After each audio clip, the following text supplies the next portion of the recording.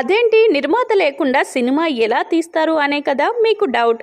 ఖచ్చితంగా ఇప్పుడు మనం చెప్పుకోబోయే స్టార్ హీరోలు అందరికీ అసలు నిర్మాతలతో పని లేదు. ఎందుకంటే తమ సినిమాలకు వేరే ప్రొడ్యూసర్స్ని వెతుక్కునే అవసరం లేదు. తమకే సొంతంగా బ్యానర్స్ ఉన్నాయి. అలాగే గత కొన్నేళ్లుగా తమ సినిమాలను తామే నిర్మించుకుంటున్నారు.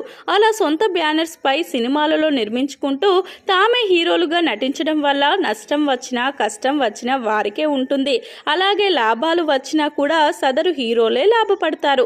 అందుకే చాలా తెలివిగా కొంతమంది హీరోలు సొంత బ్యానర్స్ని డిస్ట్రిబ్యూషన్ రంగాన్ని ఏలుతున్నారు.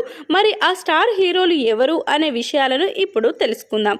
ముందుగా నితిన్ ప్రస్తుతం టాలీవుడ్లో టాప్ 2 హీరోగా బాగానే చెలామణి అవుతున్నారు. నితిన్ విడుదల చేసిన గత 3 సినిమాలకు తన తండ్రి సుధాకర్ రెడ్డి అలాగే సోదరి నిఖితా రెడ్డి నిర్మాతలుగా ఉన్నారు.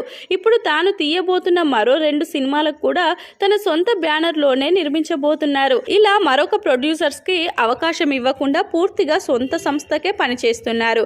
ఇక డిస్ట్రిబ్యూషన్ కూడా వీరే చేయడం విశేషం. ఇక మంచు ఫ్యామిలీ మూవీస్.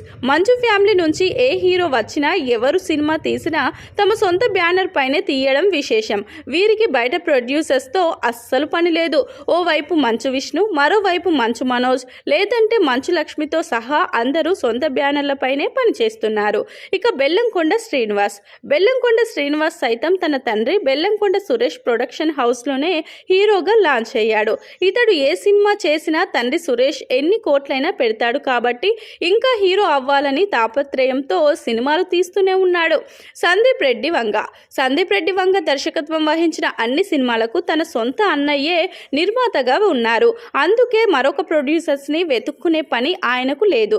ఇప్పటి వరకు సందీప్ తీసిన 3 సినిమాలకు వారే నిర్మాతలు.